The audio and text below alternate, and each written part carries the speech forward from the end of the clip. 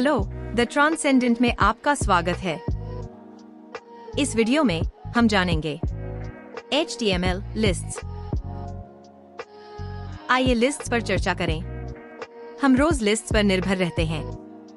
कार्य सूचियां, व्यंजन, इच्छा सूचियां, जीवन लक्ष्य सूचियां, वे पर हम लिस्ट्स का और भी उपयोग करते हैं, अक्सर उन चीजों के लिए जो सूची जैसी नहीं दिखती। नेविगेशन बार अक्सर हाइपरलिंक की लिस्ट्स होते हैं। लैंडिंग पेज पर छवियों और हेडलाइन के साथ टीजर होते हैं जो और सामग्री से जोड़ते हैं। ये HTML में सूचियां हैं। हम 3 प्रकार की लिस्ट्स का उपयोग करते हैं: अनऑर्डर्ड लिस्ट्स अव्यवस्थित सूचियां, ऑर्डर्ड लिस्ट्स व्यवस्थित सूचियां और डेफिनेशन लिस्ट्स विवरण सूचियां। अव्यवस्थित लिस्ट सबसे अधिक उपयोग की जाती हैं। आइए एक साधारण उदाहरण बनाएं। हमारे पास ज्वेलरी पदार्थों की लिस्ट है, शायद एक नुस्खे के लिए कैटेगरी। हम इस लिस्ट के प्रत्येक आइटम को LI तत्व में लपेटेंगे। LI का अर्थ है लिस्ट आइटम। हम दाईं ओर परिणाम देख सकते हैं। ब्राउजर प्रत्येक आइटम के पहले एक बिंदु, एक चिन्ह रखता है। अगला, हमें पूरे आइटम समूह को एक तत्व में लपेटना होगा जो सूची की शुरुआत और अंत को दर्शाए और इसका प्रकार बताए। अव्यवस्थित सूची के लिए हम UL तत्व का उपयोग करते हैं, यानी अनऑर्डर्ड लिस्ट। हमारे कोड को स्पष्ट करने के लिए हम सूची आइटमों को रिक्त स्थान जोड़कर इंडेंट कर सकते हैं, या टैब। रिक्त स्थान या टैब दोनों ठीक हैं। इससे कोई फर्क नहीं पड़ता। प्रत्येक सूची आइटम के पहले कुछ रिक्त स्थान डालें। हम स्पष्ट रूप से देख सकते हैं कि शुरुआती UL और समापन UL एक साथ हैं।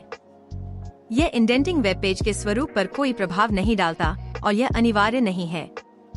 HTML को परवाह नहीं, ब्राउजर को परवाह नहीं। यह केवल मनुष्यों की सहायता के लिए है। डिफ़ॉल्ट रूप से ब्राउजर ये सूची चिन्ह दिखाता है, लेकिन हम केवल इस रूप के लिए UL नहीं चुनते। हम अर्थ व्यक्त करने के लिए UL चुनते हैं, फिर CSS से इसका स्वरूप बदलते हैं। अभी इस पर ध्यान न दें। आइए अगले प्रकार की सूची, व्यवस्थित सूची या ऑर्डर लिस्ट पर नजर डालें। व्यवस्थित सूचियां बहुत समान हैं, लेकिन सूची आइटमों को UL से लपेटने के बजाय हम OL का उपयोग करते हैं। OL का अर्थ है व्यवस्थित ऑर्डर लिस्ट, जो आइटमों के क्रम को दर्शाती है। मान लीजिए हम एक ज्वेलरी कैटेगरी रेखांकित कर रहे हैं। ये निर्देशों के चरण हैं, प्रत्येक को ली तत्व के रूप में चिह्नित किया गया है। अब हम इस सूची को OL तत्व में लपेटेंगे। हम देख सकते हैं कि सूची क्रमबद्ध चरणों के साथ प्रदर्शित होती है, जो क्रम दिखाती है। अव्यवस्थित और व्यवस्थित सूचियां बहुत समान हैं, केवल उनके लपेटने वाले तत्व में अंतर है। जैसा कि उल्लेख किया, CSS सूचियों को इस डिफ़ॉल्ट स्वरूप से भिन्न दिखाने के लिए पुनः स्टाइल कर सकता है। यहाँ एक और उदाहरण है जो कई संभावनाओं में से कुछ को दर्शाता है। पहले 6 उदाहरण सभी अनऑर्डर लिस्ट हैं। हम सूची चिन्हों को संशोधित कर सकते हैं या उन्हें पूरी तरह हटा सकते हैं। हम सामग्री को सूची शैली लेआउट में रख सकते हैं या इच्छानुसार स्वतंत्र रूप से व्यवस्थित कर सकते हैं। अगले 3 उदाहरण ऑर्डर लिस्ट हैं, जहां हम संख्यांकन बदलते हैं।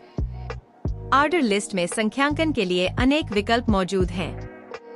इस अंतिम उदाहरण में अनऑर्डर लिस्ट का एक बहुत सामान्य उपयोग सामने आता है। लेखों या अन्य संक्षिप्त सामग्री के लिए टीजर के सेट को संरचित करने के लिए इस मार्कअप को देखें ताकि HTML में क्या हो रहा है इसके विवरण को समझ सकें। HTML में एक और प्रकार की सूची है, विवरण सूची, जिसे डेफिनेशन लिस्ट भी कहते हैं।